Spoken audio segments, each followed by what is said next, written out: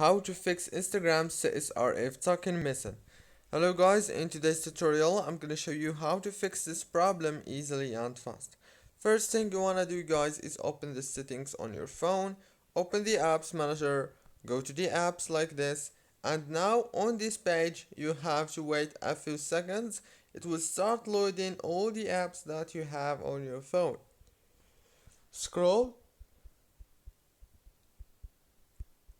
until you find the Instagram, click on it, click on the permissions, make sure that all the permissions are enabled, and after that go back, click on the data usage and make sure also all the network access is enabled like this. Go back, click on the first stop, and now open the Play Store, search for Instagram and check if there is a new update. If you have a new update, click on it like this. That's it guys, don't forget to like, subscribe.